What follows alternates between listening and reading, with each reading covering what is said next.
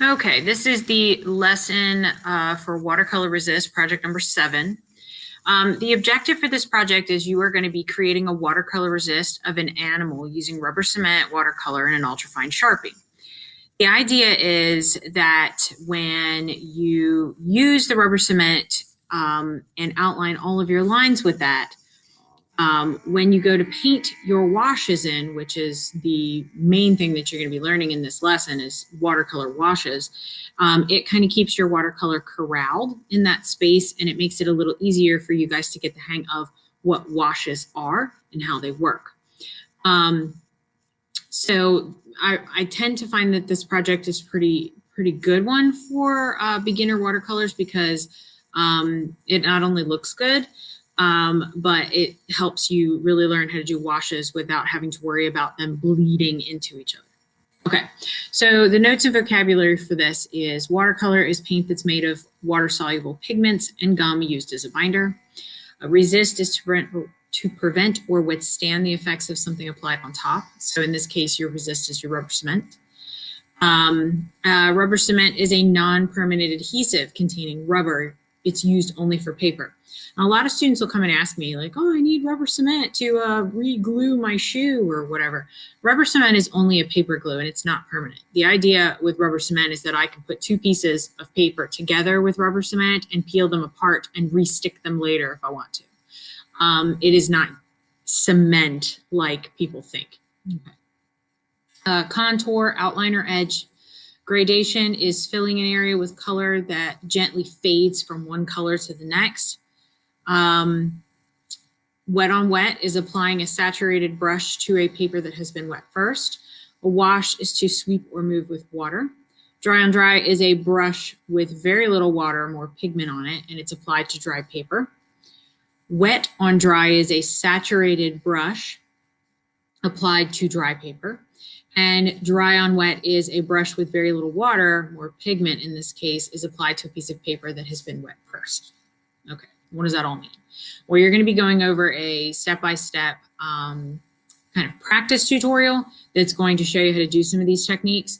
And hopefully the 2 that you'll walk away with knowing how to do is a wash and a gradated wash. And those 2 washes are going to be most important for this project. The supplies that you'll need for this, watercolor paper. And I've included, I think, 4 in your supply pack. That's because in case you mess up or want another one for whatever reason, you have extra. You're going to need watercolor brushes. Those are in your supply bag. A watercolor set, which is something that you were supposed to purchase on your own. A pencil, an eraser, masking tape, rubber cement, another thing that you were supposed to get on your own. An ultrafine Sharpie, which is this teeny tiny little one. Ones that look like this. That is an ultrafine Sharpie. And you're going to need a watercolor. And that's obviously because you're using watercolor. Okay. Step-by-step instructions for this. Number 1, you're going to take a piece of paper, or tape a piece of paper down on all 4 sides to a hard surface. You can use like a binder. You can tape it straight to the table or the counter. You can use like a plastic box lid that you've taped it down to, just something that if it gets wet, it's not going to ruin it. So I wouldn't tape it down to anything like a piece of cardboard or anything. A clipboard is a good thing to tape it down to. Any of that kind of stuff will work. Then you're going to draw 6 boxes on the paper, and you want to draw them so that they fill up your paper. And you'll see on step number 2, you're going to watch a video and you're going to try these techniques along with the video on that piece of watercolor paper.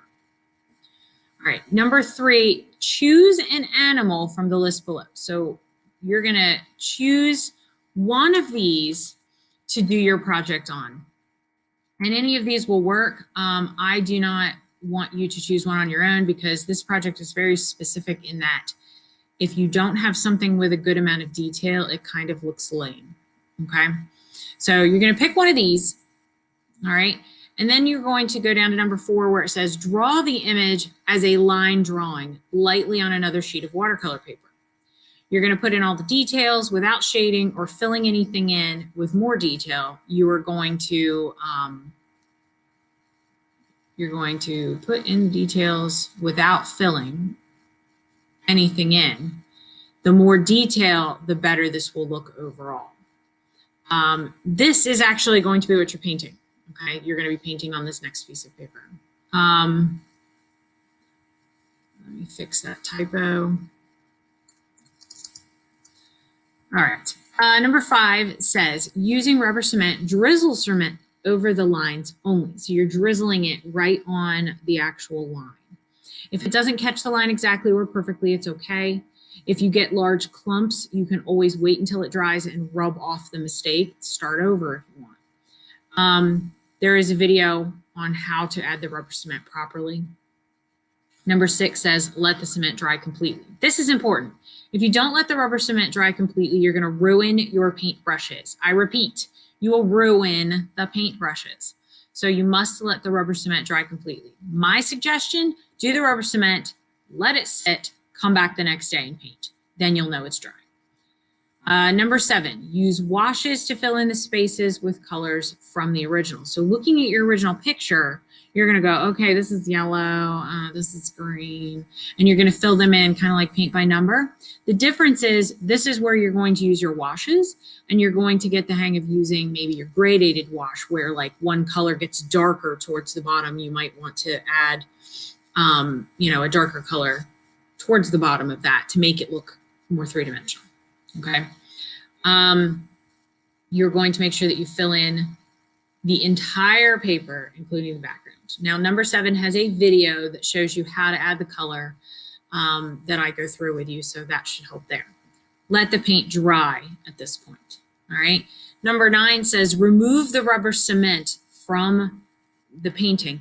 You're going to basically rub it back and forth with your fingers until it starts to come off. It's very easy and it's kind of fun to do. But you're rubbing it off so that what's underneath has now remained white and the rubber cement's going to go away. So you're going to end up with these little white lines all the way around that outlines your entire picture, okay? Number 10 says outline all the white areas with ultrafine Sharpie. And now this is kind of a finicky process, so you have to watch this video. This is going to show you exactly how it's done so that you don't mess it up. I have had students in the past kind of do this a little wacky, so I want to make sure that you watch this video on number 10 so you know what you're doing. And then when you're all done, you're going to fill out a critique sheet like normal, okay?